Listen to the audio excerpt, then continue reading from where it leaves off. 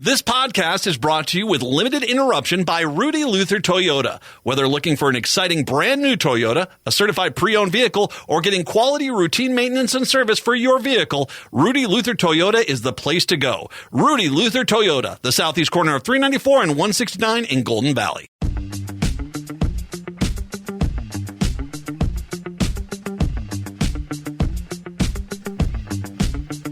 Broadcasting live from AM 950, the progressive voice of Minnesota, and in the evenings on WCPT 820, Chicago's progressive talk.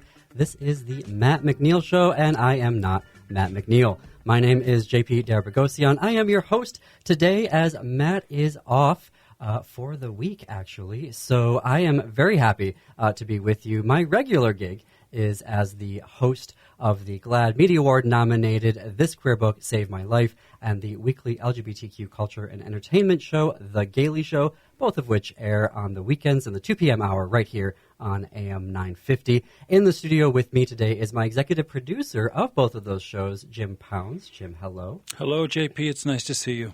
It's nice to see you as well. And also in the studio, Brett Johnson, our esteemed producer of the Matt McNeil Show. Brett, how are you? Hey, doing good. How about you guys in there? Good. I loved your episode yesterday, particularly the interview with Media Matters. That was a great interview. How did it feel to do it? Yeah, it was fun to do that one because I always enjoyed chatting with Media Matters because they do something that I don't have the patience to do, which is watch right-wing media and trying to figure out all these right-wing conspiracy theories that are being thrown out there, specifically now about Kamala Harris. So I appreciate them doing that for me so I don't have to. I know, right? It's a lot. I would last about 30 minutes and then say, nope. Yeah, I used to be kind of into watching right-wing media. Now, yeah, it's too much. I can't do it. It's too much. It's too much. But on our show today, we are going to be talking about Kamala Harris for president. And then we're going to ask the question, are we witnessing the start of a global election shift back to the left? Plus, President Biden is addressing the nation tonight from the Oval Office. What is he going to say, and will it include plans for the next 5 months in office? And then Bruce Klopfleisch from the AM 950 show Politics Matters is going to join us. And in the second hour, the Olympics open on Friday. Have they fixed the doping? The Department of Transportation is investigating Delta. We're going to look into that. And I'm excited to have you meet the new artistic director of Children's Theater Company, Rick Dildine. But up first, it's happening. Kamala Harris for president. And I have to say I am both surprised, bordering on shocked at how fast and united this is all happening. I mean, let's start with fundraising. The campaign was 2 days old, and they already broke a fundraising record, right? In the first day, they broke a record, over $80 million. That is the largest amount of money raised in a 24-hour span in presidential history, according to the campaign. And now they're well over $100 million. What really excited me was that there were 1.1 million individuals who donated to the campaign, 62% of whom made their first financial contribution of this election cycle. And the New York Times found out that 43% of those donors, 43,000 of those donors signed up to make recurring donations. Campaign staff, USA Today reporting, the campaign has 58,000 new people signing up to volunteer, which is more than 100 times the average number of volunteers per day.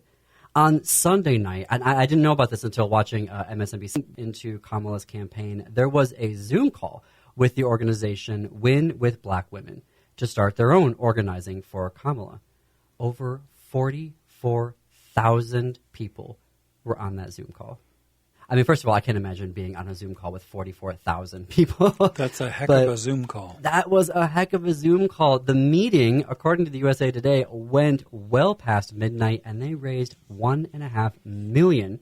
And then on Monday evening, there was an organizing call with Win with Black Men.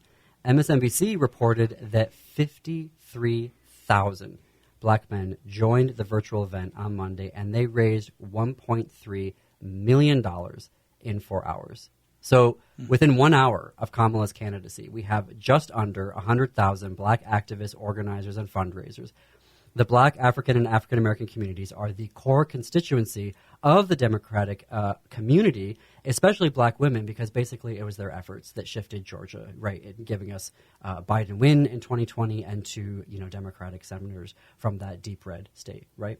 And to have that level of support in 24 hours is stunning, phenomenal. I'm shocked, really. Delegates. So according to the Associated Press, I was looking, they're surveying delegates. And as of this morning, Kamala has confirmed 3,107 delegates who have all said to the AP in the survey that they will vote for her at the roll call for president. And a candidate needs 1,976. So she has the votes. In Minnesota, I looked up these numbers, 44 delegates have committed to Kamala, 10 are still undecided, and in Illinois, 27 have committed and 1 is undecided. These numbers obviously being very fluid. When you tell the AP, what you tell the AP, rather, how you're going to vote, and what you actually do are two different matters. And they will continue to survey delegates until the official votes happen. So those numbers could go up, they could go down. The AP is also reporting that the Democrats will be having a virtual vote. The DNC Rules Committee is meeting today, so we will know when the voting will happen. But they have said that everything will be done by August 7th, which is 2 weeks from today. And as if all of this unity and energy weren't enough, within 48 hours, Politico reporting today the Bernie Bros. Dun, dun, dun, dramatic music. The Bernie Bros are backing Kamala in force. Now, you may all remember Bernie Bros from 2016 and 2020. They were very loud. They were very in-your-face supporters of Senator Sanders. They were very divisive as well to some corners of the Democratic Party. And now they're on board. I mean, come on. Are you kidding me? Well, I would say that I was a Bernie bro, and I hopefully wasn't divisive, but I know what you mean. There was an aspect of that community that was, troublesome or kind of bullying sometimes. So I'm glad to hear that they're all in the same raft. That would be a very loud raft, all of them together. So it's nice to see them unified, hopefully. Folks that are listening now, what is your take on all of this unity and your impressions? I mean, 3 days in now to Kamala Harris's campaign. You can call in 952-946-6205. That number is 952-946-6205. I want to hear your impressions on what's happening so far in the Kamala Harris campaign. And when we were coming into this, and I want to be, Matt had some really great, Matt McNeil, obviously, on the Matt McNeil Show, had some really great points when the whole, ruckus started happening after the debate about what's going to happen. Are we going to have a brokered convention? Who's going to get Biden's campaign cash? And now we're kind of all forced to see this. I think for me, I was really worried about a brokered convention. I was worried that we were going to get 4 or 5 candidates. We would spend the next month arguing with each other, fighting with each other. The next segment that we're going to have here is actually a warning sign from France and a recent election they had. And what happens when the left unites, and then immediately what happens when the left disunites. And so I just think it is absolutely stunning to me, the coalition that has been built in the past 72 hours and what is happening right now. I mean, particularly when I saw the Bernie Bros in that Political article this morning, I thought, wow, this unity thing might not just be okay, we've announced a new candidate. This might be real. It feels like maybe there was a real pent-up sort of need that this allows, right? That there were a lot of people were just holding back for whatever reason, donating, and so now all of a sudden the dam is opened up because this scratched an itch that people felt strongly. So that's why I think that's part of what it is. It was already there, it needed a release. Does that make sense? Well, I think what Matt was saying, too, and I really appreciated that a lot of this kind of feels like self-fulfilling prophecy. When you're a big donor and suddenly you say, we're going to hold $90 billion and we're not going to give you money until you decide to drop out, right? And you've got other, congressional delegations and apparently Nancy Pelosi working behind the scenes in a very... I didn't realize this until I started reading reports about this, how organized she was and kind of wanting to make this happen. And apparently if President Biden hadn't made the decision when he did, that she was going to go more public and put more public pressure on him this week. But, it was a risky gamble. It was a risky gamble. And 3 days in, And watching that press conference in Milwaukee, which I think was really, really smart. I don't know if they scheduled it, like if that was already a stop that Kamala was supposed to make as part of her regular duties as vice president, but to be in Milwaukee after the nonsense that was the RNC convention, right. To be in Milwaukee and to give that speech. If you have not watched that campaign rally, it was electrifying. I watched that. It reminded me of all the best moments of Biden and what he was doing, right? But there was just something different that was happening in that gymnasium, and to see that turnout was really special. And I'm excited about it. The unity, I guess, is what I'm excited about. We felt like we were going down a really bad road here, and I think Matt was really right in how he was sounding the alarm. Like, what are you all doing? Like, there could be maybe some things going on. I think Matt was right. Like, y'all got to give us more than just a bad debate performance. Right. If there's other things happening here that we don't know about, time to show your cards. And really, I felt effectively, raised the alarm. And now we're in it. And I don't know, could it have gone any better?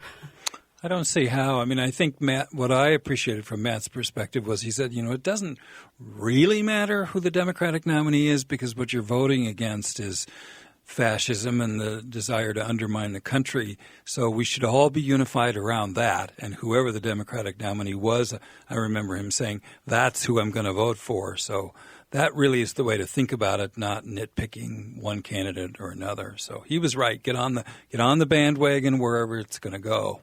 I've always loved that. Vote blue no matter who. It's a great mantra, and I'm going to get into a little bit about that in the second break of how we can use that as a tactical voting. Something I did want to mention or talk about that I am a little bit nervous about. So I think that volunteer numbers signing up, I think small donations and the number of those, the number of volunteers that are signing up, delegates that are pledging, that to me is a good marker of where Kamala's campaign is at right now. What I'm not thrilled about are the polls.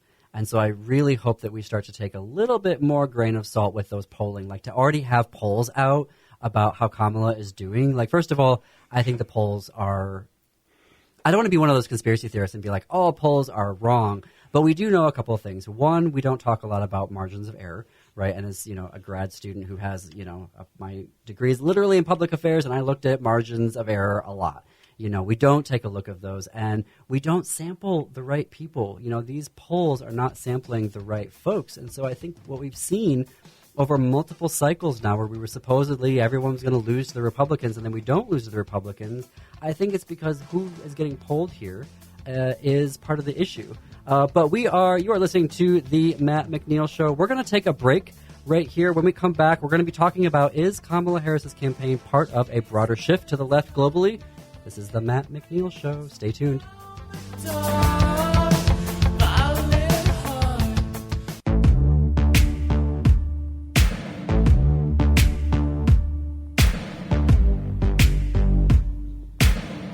This is the Matt McNeil Show. Matt is off today. I am your guest host, JP Dare Boghossian. We have some callers, which I'm very excited to talk to. First up is Javier in Minneapolis. Javier, what is your take on Kamala's VP choices? Javier, are you there? We may have lost Javier. We'll have to try him another time. Javier, you can try us back, call back. On line 2, we've got Philip Anthony from Minneapolis. Kamala's Energy. Philip, tell us all about it. Hi, JP. How's it going? I'm doing well. How are you? I'm great. I'm just very excited about Kamala getting the VP, getting the presidential nod from President Biden and him trusting her to be the next president of the United States. I mean, that takes a lot of, love of country. I mean, he was an amazing president. He did wonders in the last 4 years. And she raised $100 million in the last day and a half. So that's amazing. And the last thing I want to say about Kamala is I hope that the Republicans, they said they were going to be nice and not, use, negative rhetoric and all this stuff. I don't see that happening. I mean, they're already calling her a DEI hire and, they're making fun of her laugh and yada, yada. So I'm hoping it kind of cools down because we can't have that any more violence in this country and any more violence in our political discourse. And I just want to say one more thing. You're doing an amazing job, JP. Love it. Oh, thank you, Philip. Thank you for all of that. That's great. So 2024, getting back to the show here, 2024 hasn't necessarily been a good election year for the left. Taiwan's election earlier this year, not great. Finland elected a center-right president in a squeaker election. El Salvador gave their far-right dictator a huge supermajority. Azerbaijan had a bogus election. Their dictator, quote-unquote, won. Not even a real election. And in South Africa, the left-leaning ANC party significantly underperformed and had to create a coalition government for the first time in 30 years, ever, actually. And in the European Parliament elections in June, it was a disaster. The far right won, gaining huge number of seats in the European Parliament. However, are we starting to buck the trend? South Korea's Liberal Party had a landslide victory earlier this year. And in June, hint, hint, Mexico had a landslide victory on the left. And, most importantly for us, they elected their first female president. Earlier this month, it was July 4th, so our Independence Day, the UK declared their independence from the Conservative government. They had a sweeping blowout for the Labour Party. 412 seats in Parliament, picking up 211 seats that they did not have in the previous Parliament. Within a day, the new Labour Prime Minister Starmer took over, which blows my mind. How they can do snap elections in Europe, and it takes us 2 years to do an election, and then their Prime Minister can literally just take over the next day, and it takes us 3 months to have a transition process. But who I do want to talk about, because this is a encouraging but also a warning for American lefties, France. And I'm saying this as I am a dual citizen of France and the U.S. In June, the president, after the European Parliament elections, literally hours after the disaster of the far-right winning happened, he dissolved the National Assembly and announced snap elections. 3 weeks, right? A 3-week campaign. Bonkers. France does their elections in 2 rounds, right? So you have a first round, and whoever makes a certain percentage gets to move on to the second round. He didn't have to do this, but he did. The polls going in said, well, look what just happened in the European Parliament, the far right. They're basically fascists. And they want, the National Front. They're going to get power. They're going to take over. France is, done for. However, in a shock coalition, the left party, so there's a lot of parties in France, right? There are a lot of political parties, and you can just create them poof, together, and you can create coalitions and run a coalition. It's completely opposite to what happens here in the United States. But a coalition of left parties did something that they have not really effectively done, which is to band together to create what they called the National Front, which was to stop fascists from taking over the country. And they did this over 2 rounds. And we got into the second round, and we thought, oh, my God. And I was literally watching the returns coming in on that Sunday. And the left won, folks. The left won. And it was amazing. And then the coalition has been at each other's throats, which the centrist president, who tends to be more on when you say centrist, he's more on the center-right, and he will gladly take on some far-right things, if we're being perfectly honest. Because of that fighting, the president has taken advantage of it. And France has 2 lessons that I want to talk about today. 1, tactical voting. What they do in tactical voting, and France has a long history of doing this, is that because it's a runoff election, what they will do is that depending on who wins the first round, the third-place candidate, if they qualify, they will drop out. They will drop out specifically to not split the anti-fascist vote in the second round of voting. And that is really important because you have lefties who are diametrically opposed to the centrist, candidates. And they're like, no, I'm not going to do anything. I believe in nothing, literally, that you stand for. But I am going to stop my campaign because we're not going to split the vote. I came in third. You came in second. I'm dropping out. You're good to go. Centrist candidates did that as well. So we saw over like 200 candidates willingly give up their seats and their campaigns to not split the vote. And what ended up happening? The left coalition won. They got the most seats in the National Assembly.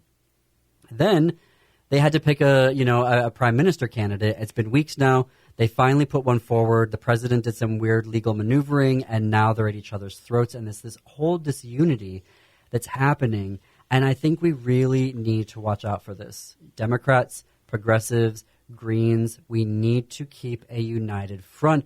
To follow what the French model is to say, you know what? We cannot let the fascists take over. And when you look at Project 2025, and Brett, you had a great segment about this yesterday of what Project 2025 is, they've laid it out, a 900-page document laying out fascism. No more divorce, no more gay marriage. I'm not joking, no more divorce, no more gay marriage, no more Social Security and Medicare. Like, it blows my mind that they put this in writing as, our presumptive nominee, Kamala Harris, said yesterday, like, can you believe it? They put it down in writing. It's there for all of us to see. And we need to stop this. It's tactical voting to stop the far right from taking over power in this country. What I also love about the United Front that we're seeing right now with the Bernie, for example, the Bernie Bros jumping on here, supporting Kamala's candidacy, is that we, in that coalition, we can maybe not necessarily be one-issue voters. There are folks, we are one-issue voters. I have been a one-issue voter in the past, and I think it's very important to say we got to stop Project 2025. We have to tactically vote. We have to stay united on this front. We are going to take a break here. We are going to come back and talk about Biden's presidential address. It starts at 7 p.m. Central here. This is the Matt McNeil Show. The number to call in, if you want to call in, 952-946-6205. Stay tuned. See you after the break.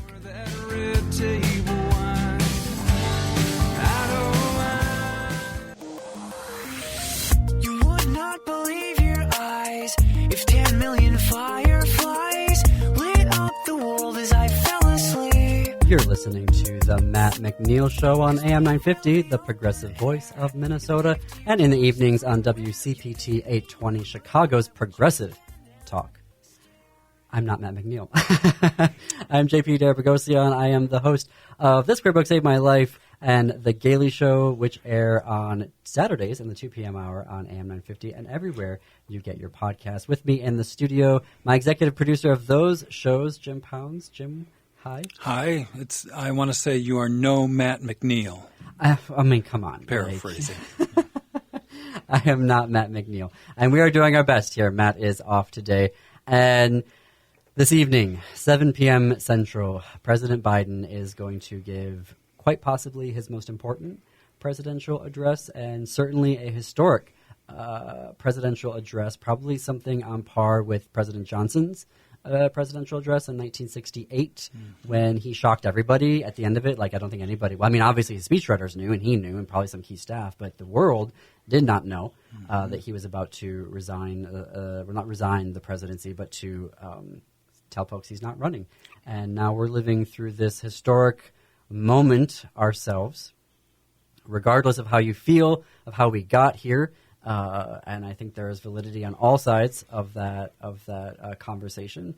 And, here we are. And President Biden is going to tell us how he came to his decision. Sources are telling CNN that he started writing this speech on Sunday as he was making his announcement. I imagine that he and his speechwriters are probably going to be working on it all the way up to 7 p.m. tonight.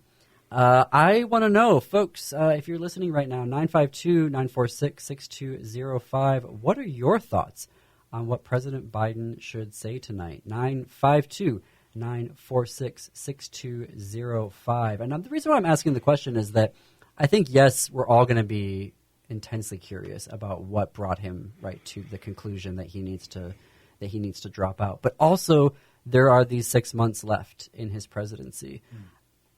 What does he do? and that. Is he going to talk about that?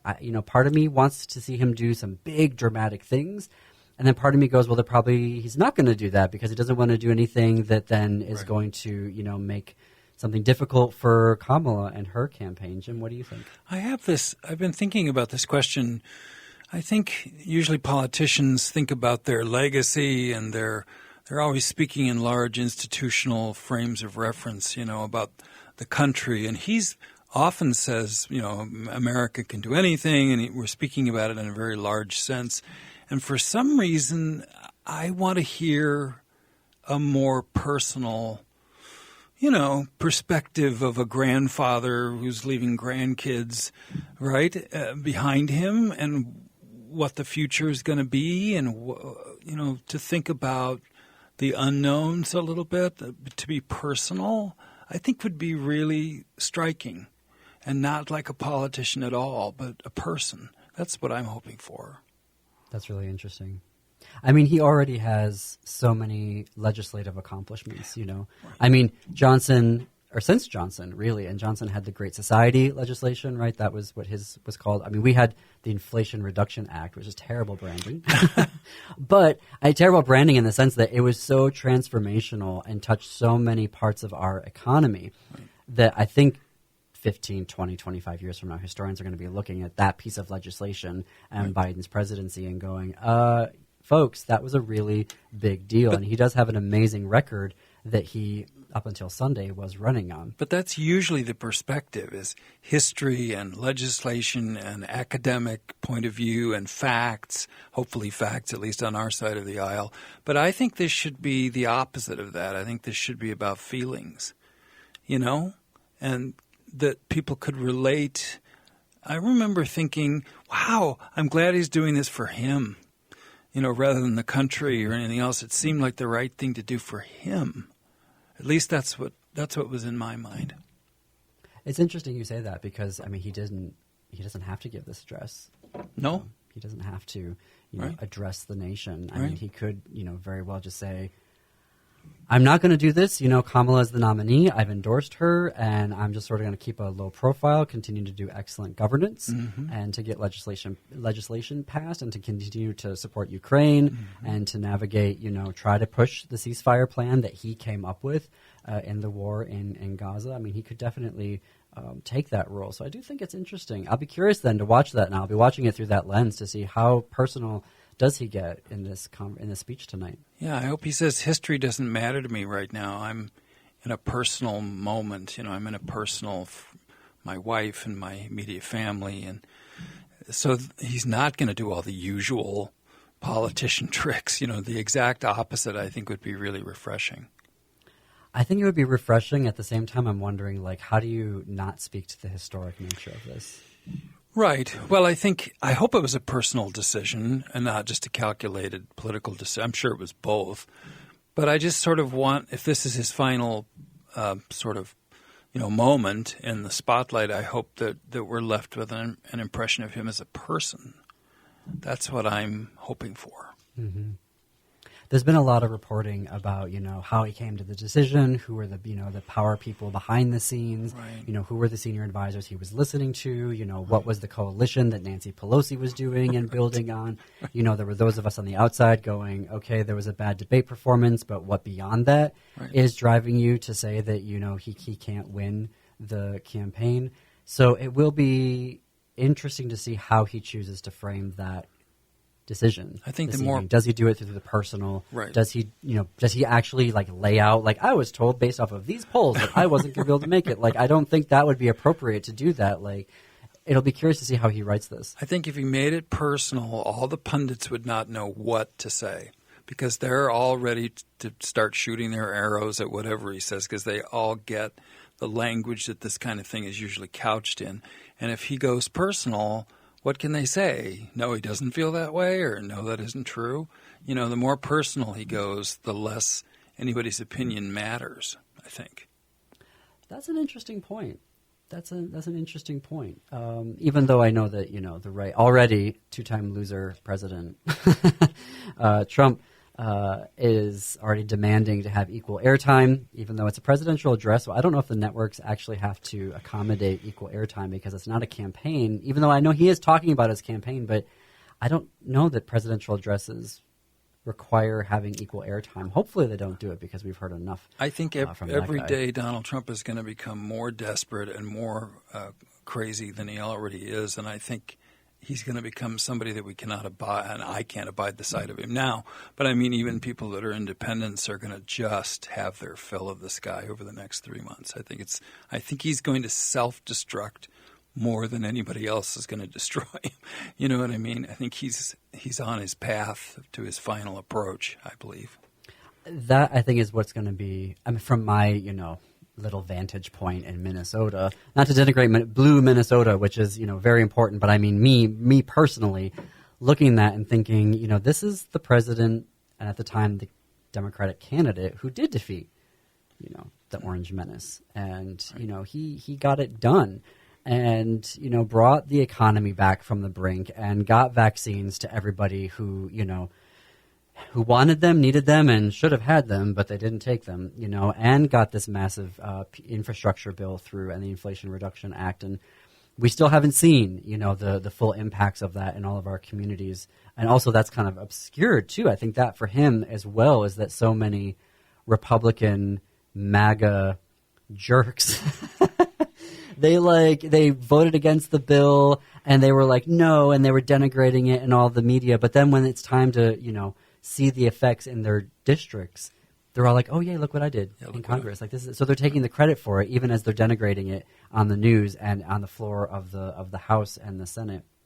But he is the one, President Biden is the one that defeated Donald Trump in a general election. Now, I believe personally that Kamala is going to do it. I feel like the wind has changed, and I think that there's something different happening. I do feel that Biden could have done it, but I think it would have been a squeaker. I feel like it's not going to be a squeaker right now for whatever reason. I don't understand really the energy that just happened here. I thought we were headed towards a brokered convention. I thought it was going to be a hot mess. The past 72 hours have completely proven me wrong. But just on a personal level, I'm thrilled to see that, and I think that we are going to win if we keep up what's been happening over the past 72 hours. But for President Biden, I cannot imagine his mindset right now, because he does believe he did it, and in his mind, he's the only one that's done it, that's put a stop, and said, we're going to do a barricade here. We are fighting for our democracy, and I've been the one leading this fight and this party against it. So to have made that decision, historic decision, and now have to write something that explains that, whether he goes in the personal direction, which I think would be unsatisfactory. Actually, I think the media would then hound him and hound him and hound him.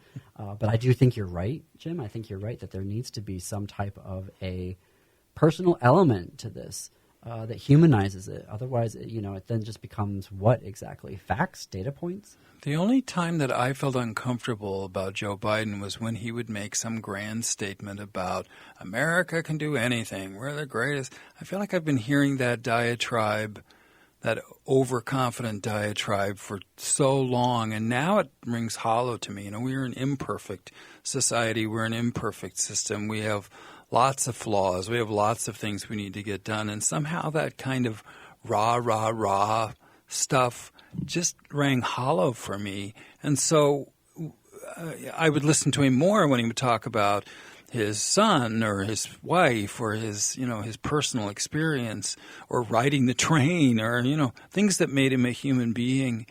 And so I think that's more powerful. But to your point, I think he's got an opportunity maybe to frame himself. They're already saying how patriotic this move was.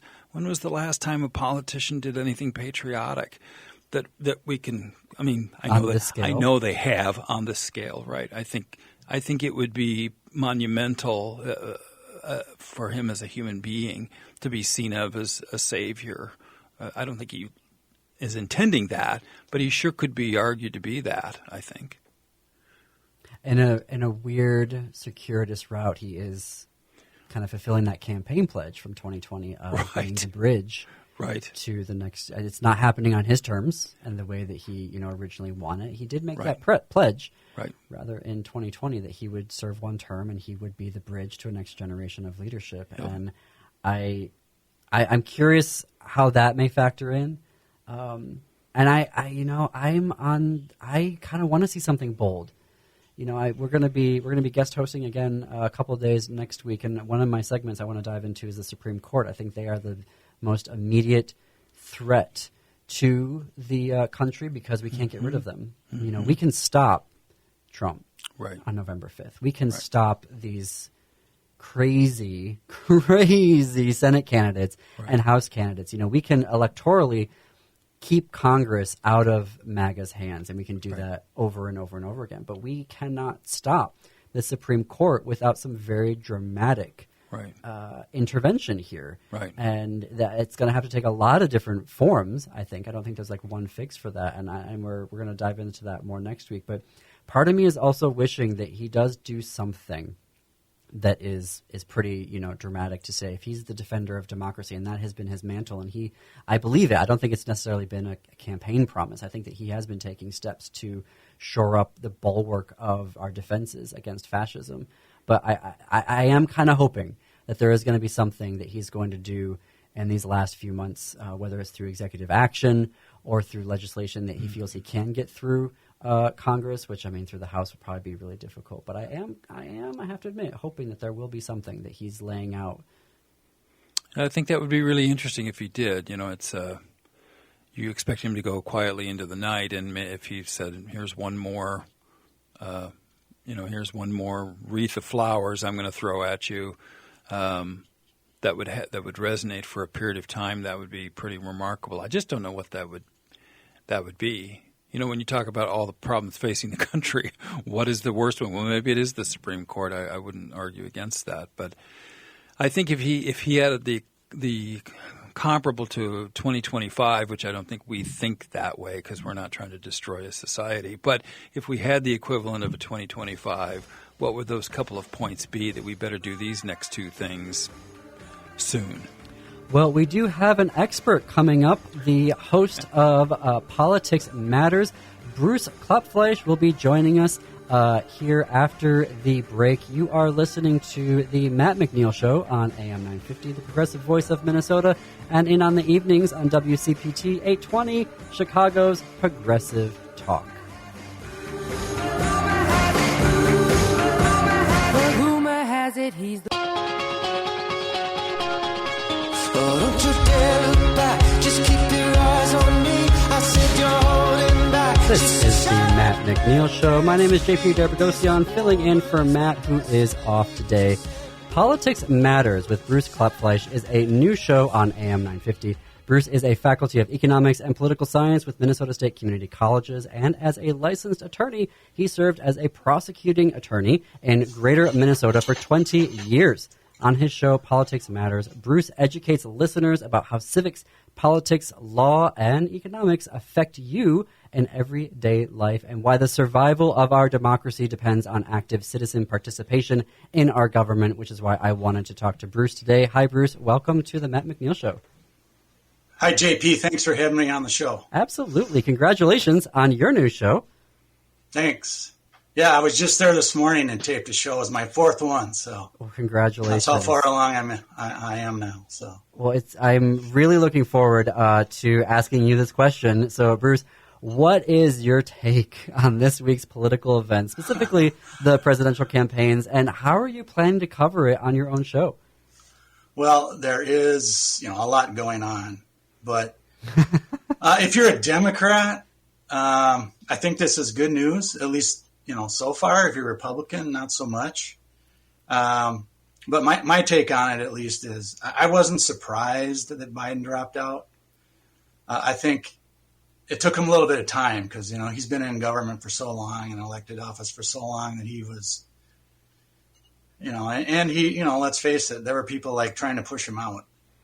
And I think he just had to work through that a little bit, longer than people wanted him to. But now that it has happened, I really think the energy behind Kamala Harris is a little bit surprising. You mentioned how she did the record fundraising. but just, listening to her speeches and the reaction to it and just some of their reaction, online and things like that, it was like, I think the Democrats are, assuming that they keep this up until the, election. I think the excitement is back for the Democrats. Can I ask a question? I'm curious. The speech that she delivered in Milwaukee where she said, I was a criminal prosecutor and I prosecuted, felons and people who abused women. And she went through the litany of things that he's guilty of. That was so simple and powerful. And I thought, did that speech exist, a week ago? Because it was really smart. I thought it was really smart positioning of her, as if saying, I'm going to bring him on, bring him on. I'm so ready for him. It's not even funny. And that lifted my spirits a lot more than just the fact of Kamala Harris versus anybody else. It was this idea of the law taking on the lawless. I thought was powerful. Yeah, I thought so too. I think they probably, once it became, we don't know when Kamala was told, okay, you're gonna be it. But I think once that happened, I'm sure, her speechwriters and everything that, came up with something like this because, it is kind of an easy idea to come up with. And that's one of the things that she's known for, is prosecuting. And, he's got all these other cases, pending, right. Even though the Supreme Court is in the bag for him pretty much. But, right. That's one of the reasons why we have to win in November. So he can't escape justice. So I'm sure that's something she'll be talking about more and developing more during the campaign. Bruce, I am curious. So for the past, I don't know how many decades, it feels like presidential campaigns take forever to right. put together and They to do. get things done. Now, I know this is different because, Kamala isn't starting from ground zero. There's all of Biden's infrastructure that is there, fundraising, volunteers, delegates, as it turns out, hopefully. But is there any historical, situation like this where a person just basically comes in and is the nominee and in a good way, she's earning it, right? She's having the conversations with delegates. She's having those tough conversations. And this isn't a coronation, quote unquote, whatever that means. But is there any analog to what we're seeing right now with Kamala's campaign and how fast and united and exciting it is to see? Yeah, I talked a little bit about this morning on my show, is where I went back to Lyndon Johnson. And he said, I'm not going to run for office anymore. I don't think it was as, close to where we are now and everything, but he stepped aside. And then of course that was a disaster for the Democrats at the convention. And, ultimately Humphrey lost in a squeaker with Nixon. So I sure hope that doesn't happen this time. So far it looks like, the delegates are lining up and it looks like she's going to, hopefully have a pretty stress-free convention. But I'm sure there's going to be some demonstrations outside, for other people's, issues, particularly Israel and Hamas. Mm-hmm. That thing that's going on. I'm sure there'll be some there too. But inside, I hope things go smoothly for her. As an expert, would you have predicted what's happened? On the scale of predictability, how likely did you think it was going to be that this would be the outcome, that everyone would be getting behind her so quickly, tens of thousands of volunteers, a record-breaking fundraising, delegates falling into line, an overwhelming majority of them have pledged to her, over 3,000. What was the possibility of this? Yeah. I'm surprised by it. And I think a lot of people are. If I don't know if they would admit it, but I am. I think the energy and everything is just returned in a day or two. That's the thing that really I think shows how prepared they were for this. I think the timing of it worked pretty well because the Republicans don't know what to do. What they did this morning was file impeachment articles against her. That's how desperate they are, right? And now they're stuck with J.D. Vance as their vice president, who's awful. And there's rumors of, they want to replace him already.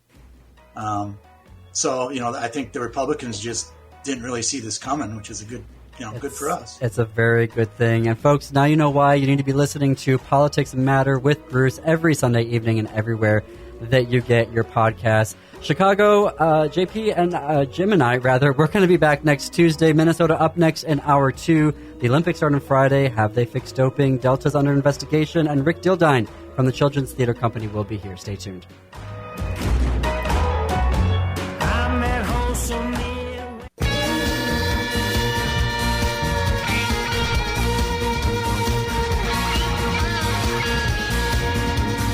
Coming to you live from the studios of AM 950, the progressive voice of Minnesota. This is the Matt McNeil Show. As your ears are telling you, this is not Matt McNeil.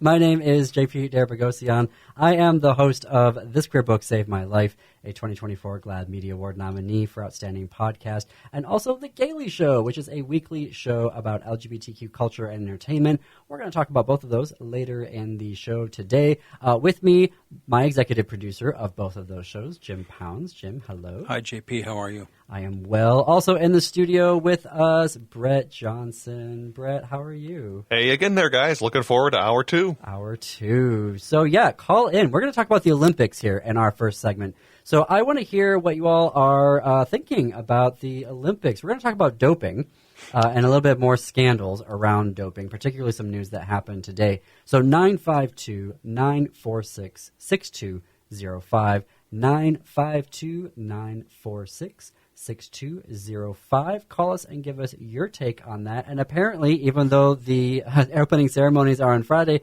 Jim, we already have a result? I have a result that I think will please our host, who belongs to citizen to 2 different countries. In the game of football, he would call it soccer. We might call it France has defeated the United States 3-0. Oh, so now they know how to win games. Now they know. During the Euros, they couldn't score a goal, but now suddenly they know how to do it. Don't get me started. Okay, so as we were saying, the Summer Olympics in Paris kick off on Friday with the opening ceremony, and I am conflicted. The International Olympic Committee and the World Anti-Doping Agency have a big doping problem, and it appears they don't really want to clear it up. So today, they announced that Salt Lake City will get the 2034 Winter Games, but there's a catch. Only if the organizers of the Salt Lake City Games try to do everything in their power to end the FBI's investigation into the World Anti-Doping Agency. And of course, the chair of the USOPC agreed. I cannot believe this. So in an interview with NPR, Travis Tygart, he's the head of the U.S. Anti-Doping Agency. I'm going to read for you what he said. It is shocking to see the IOC itself stooping to threats in an apparent effort to silence those seeking answers. It seems more apparent than ever that WADA violated the rules and needs accountability and reform. That's the words of Travis Tygart responding to the IOC's demand that the Salt Lake City Games can only go forward if Salt Lake City organizers get the FBI to give up their investigation into the World Anti-Doping Agency. And what is, you ask, the latest doping scandal? Because it seems never-ending, particularly from 2 countries. So let's go back in time, 10 years, and remember when Russia had a systemic scheme in Sochi in 2014 to get as many medals as possible for their athletes through doping. 1,000 athletes, Russian athletes, took performance-enhancing drugs. 1,000. And you must think, wow, they must have gotten a huge punishment. No, they did not. The punishment they got in the next few games was that the Russian anthem wouldn't play at the Olympics if one of their athletes won a medal. There wouldn't be a Russian flag in the opening and closing ceremonies or during any medal ceremonies. And the athletes got to keep competing. Well, that's not incentive to stop, and they didn't stop. So in 2018, A Russian athlete competing in curling was found to be taking performance-enhancing drugs. A Russian bobsledder was banned from competing before they even got there. In 2020, a Russian triathlete competed, but then was found to be, doping. And in 2022, probably the most highly, publicized, thank you, doping scandal was the Russian figure skater. She failed a drug test at Christmas during the nationals or at competition. RUSADA, the Russian anti-doping agency, they just buried it.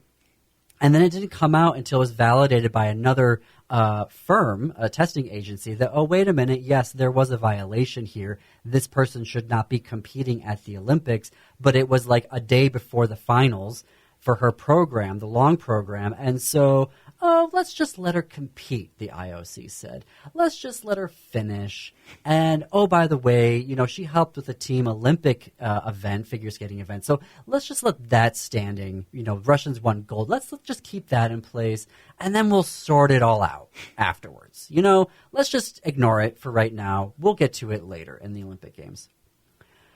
Well, guess what? After a 2-year legal fight, it turns out, yes, she was doping. No, it wasn't accidental. And no, the Russian team did not deserve the gold medal. And finally, in January, they announced, yeah, the U.S. won. We're going to give them the gold medal.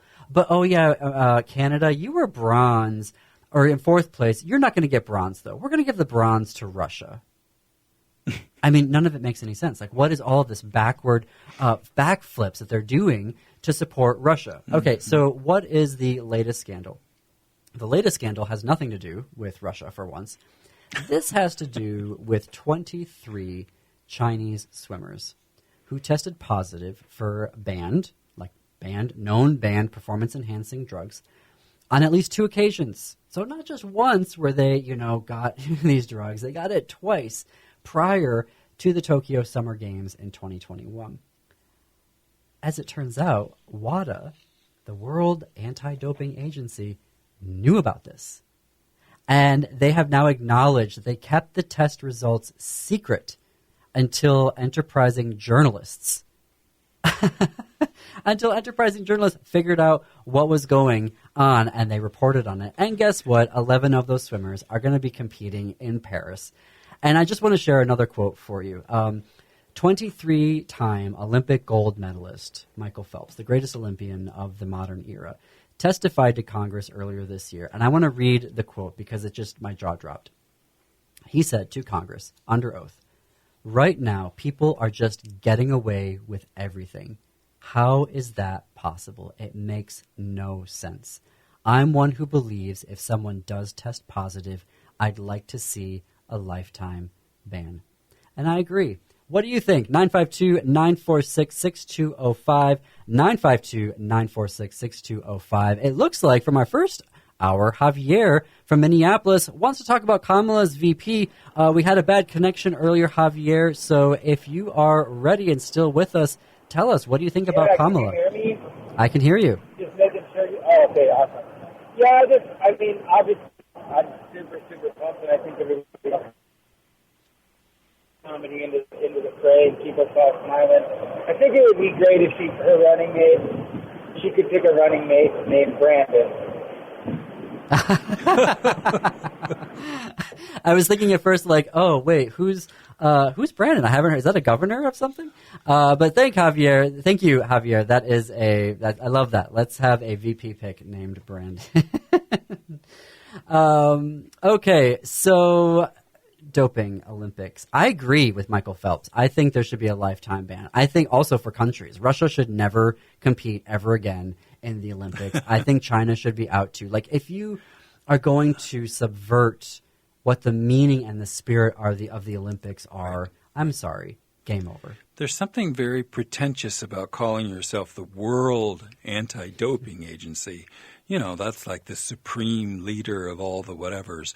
And to have that kind of name and that kind of authority and pomposity, and then to literally be doing backroom deals and sweeping things under the rug and acting like a cheap, criminal organization with that name is just, wow.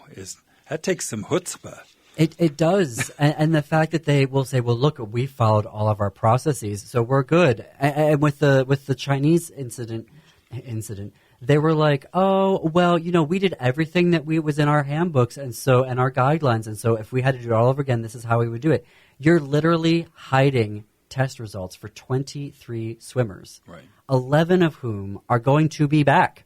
Right. They're going to be here competing at the 2024 games. Right. How can we trust the results if we are watching a competition and we see a Chinese swimmer? None of us are going to believe that they're swimming fairly. Right. So WADA's actually undermining through their quote-unquote processes. And I love how they're not even saying, maybe we should look at our processes and have more transparency, or at least explain, like, well, maybe let's walk through what this means. And if we have nothing to hide, then we welcome an investigation from the FBI. Right. But to sit there and tell a city and an organizing committee, yeah, we'll give you the Olympics, but what we need from you is to shut down an investigation. Like, does nobody see how problematic that is? Wasn't there a whole controversy with the IOC selecting communities that they would get all this graft and Yes. where countries were trying to attract them here or there and free trips and sort of greasing their palms in order to get the Olympics awarded in the first place. So I felt like there was corruption in the IOC to begin with, and now this is just more of the same, because there's all this money to be made from it now. It isn't just about the sports anymore or about the athletes. Now it's about prestige and, I don't know, politics and money and sponsorships and all of that nonsense. Yeah, it is. And this is why I'm maybe distraught, because I loved the Olympics when I was a kid. Like, these were so magical, really, for a young child to watch those, and even a child who knew he was never going to be an athlete. But suddenly, for 2 weeks every 4 years, I would be like, I want to be an athlete, and this is so exciting, and I want to watch this. And this, you watch the competitions, and you're like, oh yeah, even if you're rooting for people who aren't, from your own country, like, there is that spirit of international camaraderie and what we want to see in the world, right? Countries competing together and doing it fairly, and yet here we are bending over backwards to allow cheaters to continue competing. It just doesn't make any sense to me, and I can't even imagine how it makes sense to Michael Phelps. And if you all look, and you should look this up, and I wish I had brought some notes about this.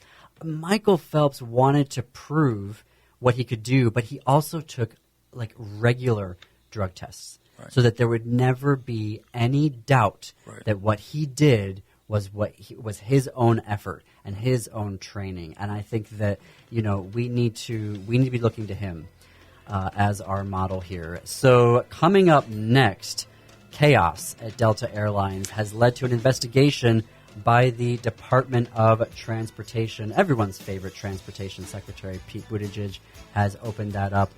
We are going to be back here. This is the Matt McNeil Show. Stay tuned. See you after this break.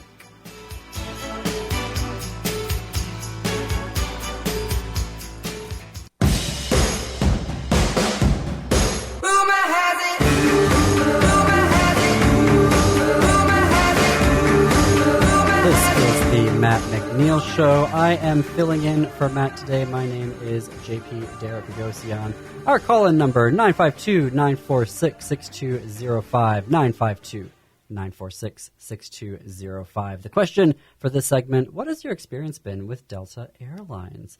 So I just checked on the website FlightAware, which tracks cancellation and delays data for airlines on a given day.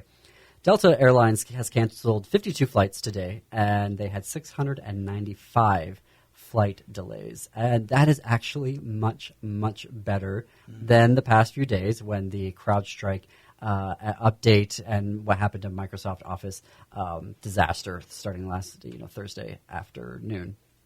Yesterday, they had 400 cancellations. So we're actually doing a little bit worse, actually.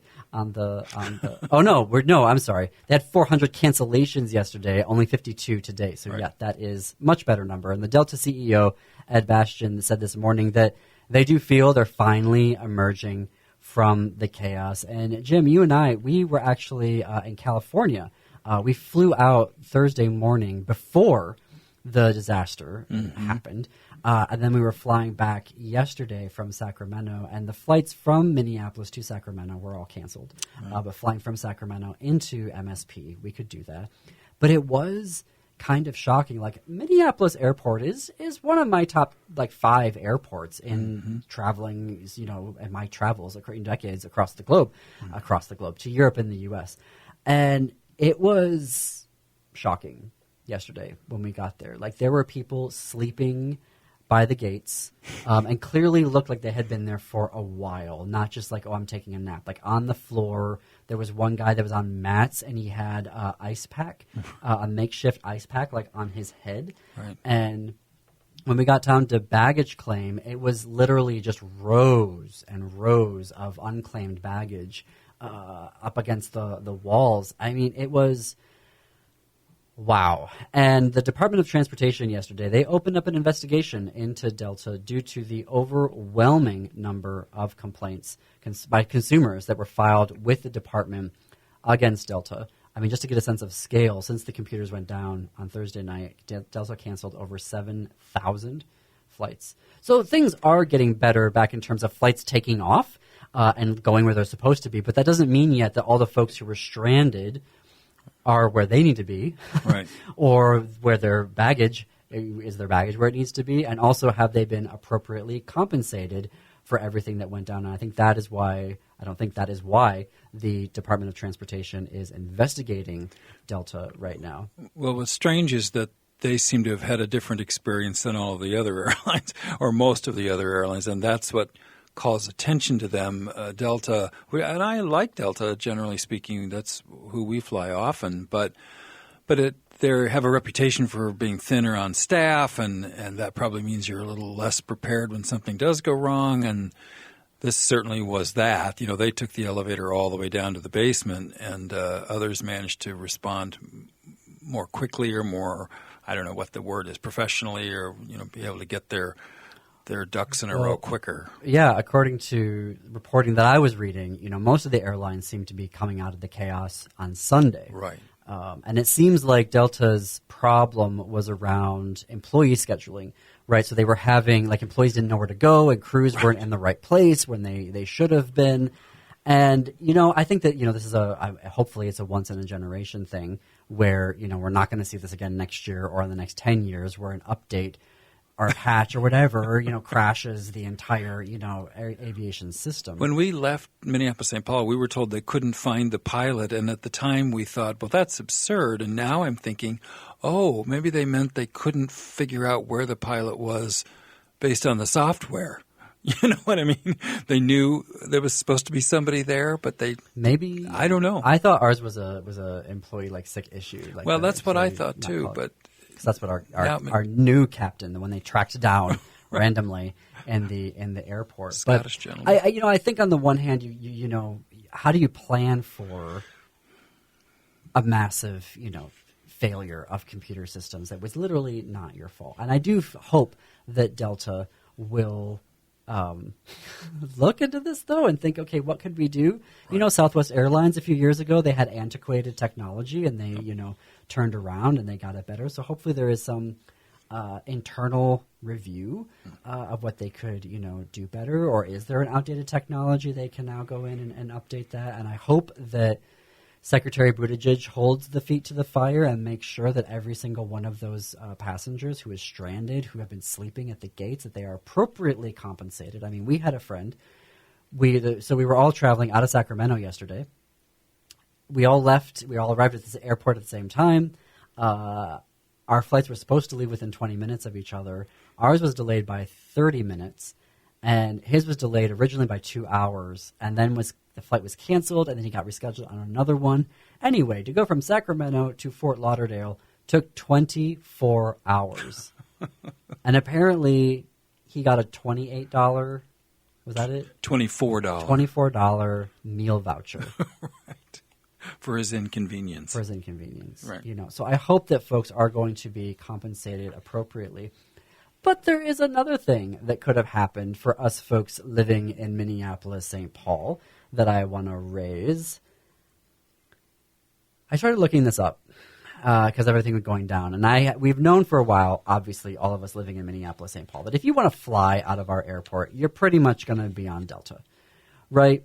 And all of us, a number of us, and there's been reporting over the past year or so, that ticket prices at Minneapolis, St. Paul are the third most expensive tickets in the country.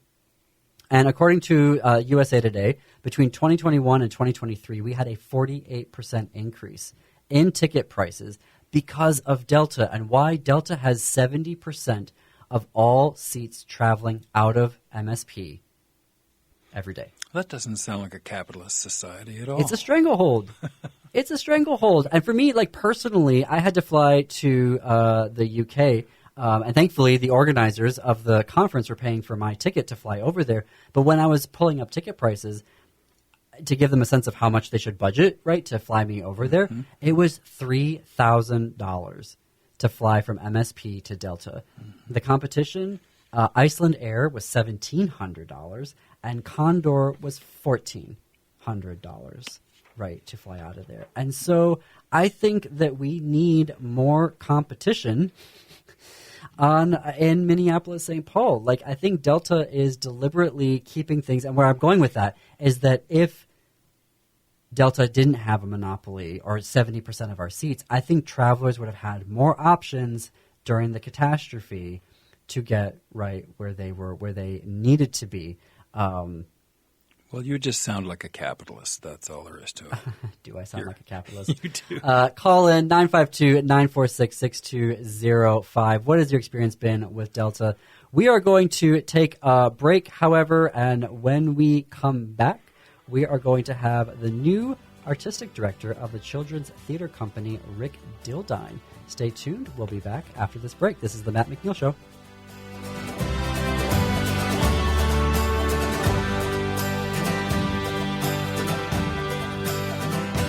As the winter winds litter London with lonely hearts, oh, the warmth in your eyes swept me into your arms. Was it love or fear of the cold?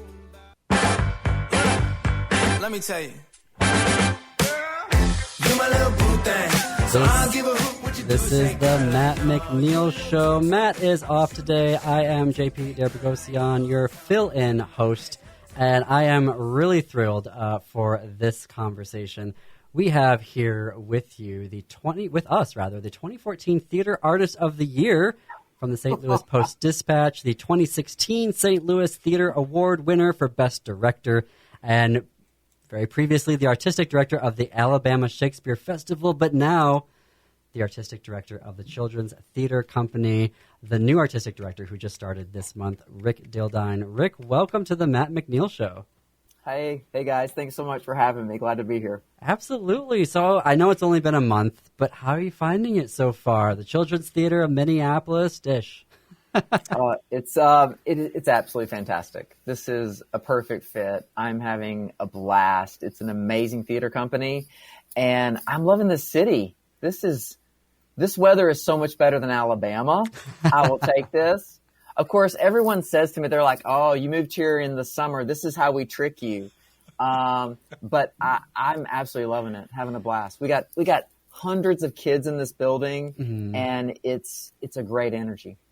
You know, I don't feel like it's trickery. I feel more like it's great to have people move in the summer to Minnesota because that becomes your baseline. Oh, you know, that's good. your lived experience of Minnesota. So when the winter happens, then you're like, well, but that's not my initial experience of Minnesota. So then it will, you know. But actually, I mean, last year we didn't even have a winter. So, I mean, who knows what's going to happen right this year. Okay, so I was reading your biography, as one is wont to do when preparing for an interview. And in your bio, you said something that I thought was really interesting for taking over the Children's Theater Company, which is how you like big ideas in dynamic configurations. Tell me about how some big ideas that you're thinking about for dynamic configurations for the Children's Theater Company. You know, I took this job because, for many things, but because CTC has a history of setting the benchmarks for works for multi-generational audiences, not just in the US, but around the world. And, what I love about creating things for young people is that they will go with you on that journey. They don't have cynicism yet. That's not part of their vocabulary. And they will go on that journey with you. And I love creating in big ways. And when we go to theater, not because we want to experience the same old, we're going for the unexpected.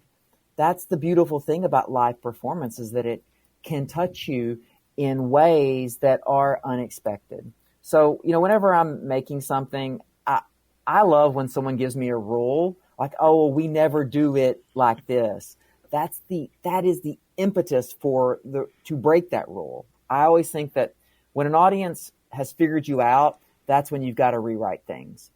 And young people are just so brilliant with that. They bring their authenticity to everything.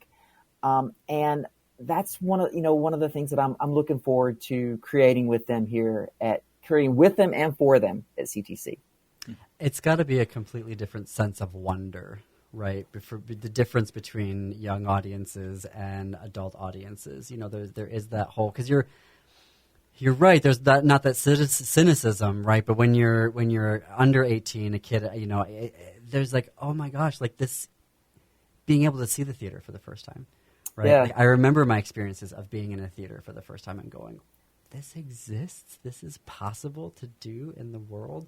I mean, that's got to be a heady experience now, to be at the helm and steering that ship. Yeah, and and they're also at the age where they're not afraid to talk back during the performance at you. And so you are getting real in-time reaction. We just did a piece for under 5 years old folks with this play called Babble Lab that's now in Atlanta performing at the Alliance. And those young people had no filter in responding live to the actor and asking her questions and wondering why she's doing things. I mean, you haven't lived till you've been in a room with, 100 5-year-olds, 4-year-olds, just letting their minds wander. It's beautiful. I love that. So, in a previous life, much previous life, and a long time ago, I studied Shakespeare with the British American Drama Academy, right, in Oxford, England. So when I saw that you were the head of the Alabama Shakespeare Festival, I was like, ooh, like now you're speaking my language. So tell me about that, your experience with Shakespeare and heading up that festival, which is a very renowned festival of Shakespeare. Yeah. I love heightened text, so I've always been drawn to anything that feels that asks an actor that when they're at an emotional state, the only way they can express themselves is through iambic pentameter or through rhyming couplet or through singing a song. I think that is a special emotional place to be. I've always been drawn to great language, and I've always been drawn to dynamic characters. And, when people say, wow, you're going from Shakespeare to creating work for young people, and storytelling is storytelling, and everything reads no matter what you're doing. I've even said, like, I feel like I have to even be more on my game with young people. But it's all still storytelling. We're trying to put the human experience on stage. It is about relationships.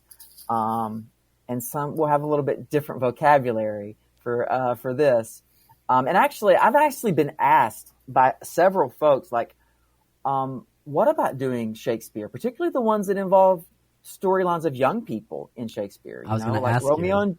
Romeo and Juliet is a play about what happens when a community fails its young people. So, I wouldn't say we're ruling out heightened text at CTC. I've certainly gotten a lot of questions about that. And I mean, what's more magical than A Midsummer's Night's Dream? And you've directed award-winning productions. Oh my of gosh. Midsummer, so. I've done that show, I think, 6 times. And every time it's such a delight. This past time, in fact, I directed it and I set the whole thing in a child's attic. So the whole thing was through the mind of a young boy, which when I was thinking about this job, my husband said, Rick, everything you make is always through the eyes of your 12-year-old self anyway. And so, I set Midsummer in an attic of a 12-year-old boy trying to find his place in the world. And this is what he dreamed up, which is what I did in rural Arkansas when I had nothing to do out on the farm fields that I grew up on. You just make things up. Oh, I love that. And so you are arriving in the Twin Cities at a very special time for queer leadership in arts organizations. So just like the past 2 years, we have a new head of the Hennepin Theater Trust who identifies as part of the community, the new director of the Minnesota Orchestra, Theater Latte Da, One Voice Mixed Chorus. I feel like I'm forgetting one. I am too. Okay. I'm so sorry to that person. There are so many that we can't keep track of us. But which is a good thing, right? And one day I hope to bring them all into conversation, about what it's like to be a queer person, but also navigating arts leadership. And so what has that journey been like for you? I've been particularly blessed to have queer mentors who have given me space and made room for me as a gay man in this industry. In theater, I think there's an assumption that that it's all welcoming, but we have our issues and our biases. And I've been grateful to, Paula Vogel is one of my mentors, and she opened so many doors for me and also taught me to not hide what is my authenticity, and that authenticity is what will make me shine as a leader, but also will make me valuable as an artist. Not to hide behind something, but to put the spotlight on it and turn it on. And I've been blessed to have those folks encourage me. I love that. And that also feels like great advice to be passing on to, new career professionals who are part of the community and thinking about how do I go about doing this? Because I'd like to think, in Minnesota, I think it's more true, particularly in the Twin Cities than maybe elsewhere in the country where, your sexual orientation and gender identity really isn't a factor in the hiring process. And you don't have to kind of do self-censorship. If you get a job of do I talk about my partner? Do I talk about being in a poly relationship? What do I do here? You know what I mean? And so, but there are still parts of the country where it can be very there is that self-censorship that's needed. And so I love how you're talking about, finding those ways to be authentic in your leadership and and if I'm hearing this correctly, having that authenticity, makes you a better leader, right? Am I hearing that right? 100%. Yeah. I think we have to normalize in full-throated my husband, my wife. We have to lean into that full-throated. That's what's been important to me. Can I ask you a question? You mentioned your husband. How's he found this transition to the Great North? Yeah, so he's going to be, he works for the Smithsonian in Washington, D.C. So he's going to be making the move in the next few months, but he has had an absolute blast. He can't wait to get here. He, works in museums, and Minneapolis, the Twin Cities have a ton of museums. So he's really super excited about getting involved. That's great. Involved in those, yeah. That's great. You have a great 2024-25 season. But you didn't have anything to do with that, right? Or did you? Or you're inheriting it, is that right? I'm inheriting, yes. And, Peter Brocious, who I'm replacing, has a pipeline of works in development, which is a blessing. Yep. It is such a blessing. So he's been working on this season, and we did what we're calling the baton handoff. But he had really put the teams together and in place, and now I'm going to be helping execute those things. But you know what, JP and Jim, I have to put together my first season. It's due in 30 days. So it never stops. Wow. I'm actually flying to, I was in Copenhagen this past May, and I'm flying to London on Friday night because we have a large international component to what we do. We think it's important that young people are hearing the stories of other young people from around the world. So our first show this season is Zip Zap Circus, which is a circus from South Africa that started from a group of young people wanting to tell their story. And now they are a global circus company. Wow. That's amazing. So are you able to give us any type of sneak preview into what that season I can't tell you any specific titles, but I will tell you, we have had a long commitment of new work. We're certainly going to do that. We have a history of developing Broadway-bound projects, and I'll tell you that those projects are in the works too. We want to continue to be the place that sets the bar for this type of work. But new work, we're going to probably dabble into some of those classics, particularly the ones that respond to young people and can give voice to them. And then seeing CTC go beyond the Twin Cities and go on to some of those major theater markets like New York. That's great. What am I saying? Minneapolis is a major theater market. Well, there are so many theaters in this town. It is. Yeah. I could go to the theater every night in this town. Yeah.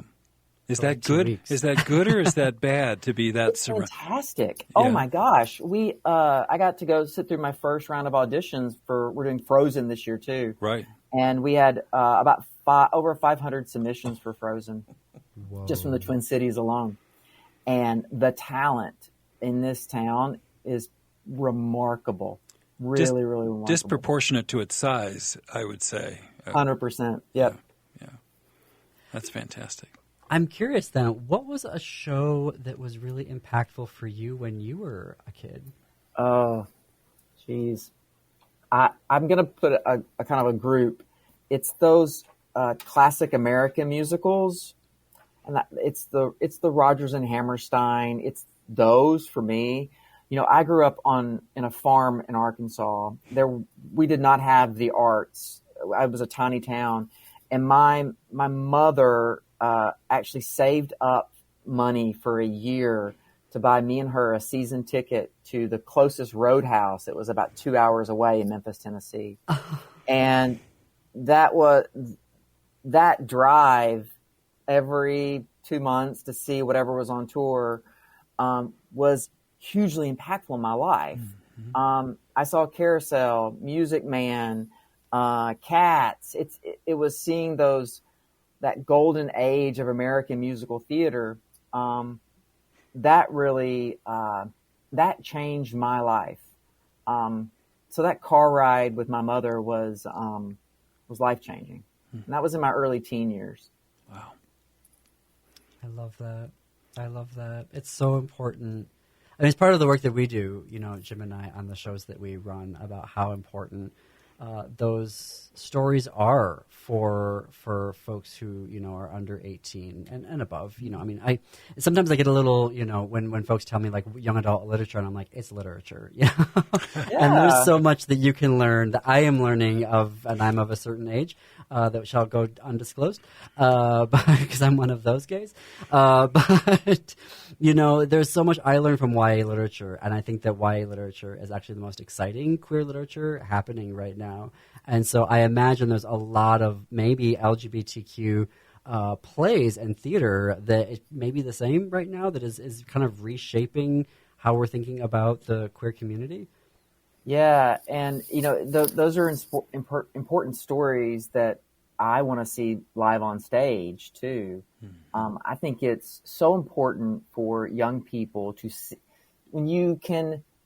It's sometimes hard to talk about what is inside of you, who you are, but when you see a story perform on stage, it offers up the opportunity and the vocabulary to begin to put words for yourself to what that is.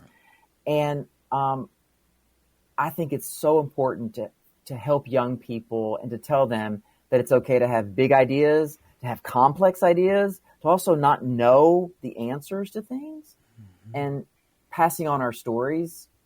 And just us being here in this room today talking, that's important to the young generation.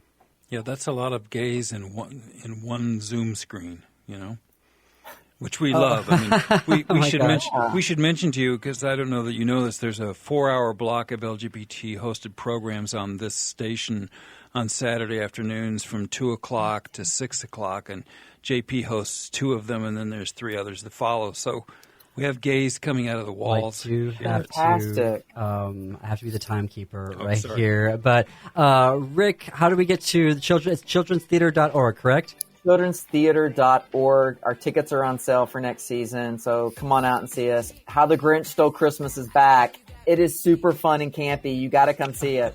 Great, thank you. Everyone stay tuned. We'll see you after the break. This is the Matt McNeil Show. Like a melody. And if your girl ain't right, I got the remedy.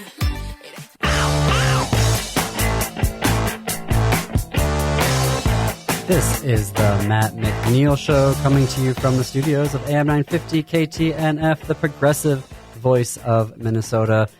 I am not Matt McNeil. I am JP Boghossian. This has been such a pleasure filling in for Matt. I'm spending time with all of you, the Matt McNeil listeners. I hope that you found us to be worthy replacements today, particularly during a big news week. And I know that we're all can't wait until Matt is back in the chair here and can give us his wisdom about what is going on here.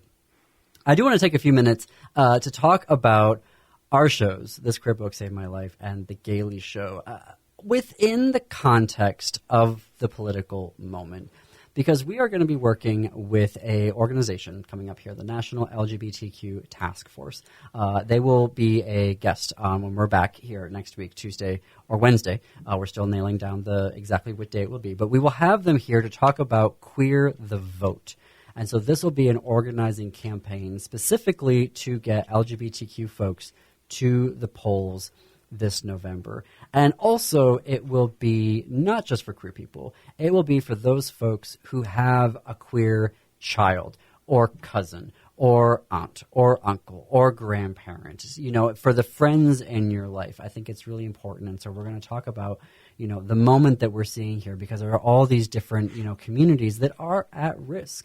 And so I think that's what we do on This Queer Book Saved My Life. And Matt has been a very big supporter and friend of the show. And we're very pleased about that. For folks who don't know, we are a 2024 GLAAD Media Award nominee for Outstanding Podcast. The GLAAD Media Awards are basically the highest LGBT run award that you can get for either film, TV. It's like the Oscars for, the gay Oscars for film, the gay Emmys for TV, right? And they have just added a podcast category this last year. So we are one of the very first to have been nominated in this category. And the Gaily Show is a weekly LGBTQ culture and entertainment show, which is why I was really glad to be able to talk to Rick Dildine. But on both of these shows, we talk about the importance of queer stories, but also we're seeing a moment in time. And it kind of also feels like an oral history project sometimes, in a very good way, of hearing where folks are at and also the support that they need in their lives, right? So if you're a queer person, listening to our shows, I think, gives you an opportunity to find a resource, to be in community, and just a different way of how we're going about it, using, books as the frame, or using, film and television and music and theater on The Gaily Show. Mm-hmm. So I think it's, that is something that we're trying to do there, is to really build community and to show the dangers of what, the Orange Menace and Project 2025 are presenting to the country. And so I think that it's going to be, I can't wait to share that interview with you next week about Queer the Vote. Jim, what would you like to share about both of our shows? Well, I think you were talking being a man of a certain age, I'm a man of an even more certain age. and for me, I'm surprised how often I learn something about our community that I perhaps had thought about fleetingly, whether it's the ACE community or the trans community or people of color, things that are not my personal experience, and how much I've enjoyed appreciating the diversity within our community. And I certainly encourage people to listen to all of the episodes. I think there's a tendency for all of us to just hang around our own people, but this gives you a chance to learn about those you don't know about. Exactly. And tune in every Saturday afternoon, not just for This Great Book Saved My Life and The Gaily Show, but also an entire afternoon of LGBTQ programming. Twin Cities Pride Amplified at 3 p.m., LA 2.0 at 4 p.m., The Downright Upright Show with Philip Anthony at 5 p.m. For right now, my name is JP Boghossian. This is the Matt McNeil Show. We'll be back next Tuesday and Wednesday, but tune in tomorrow for another dose of the Matt McNeil Show.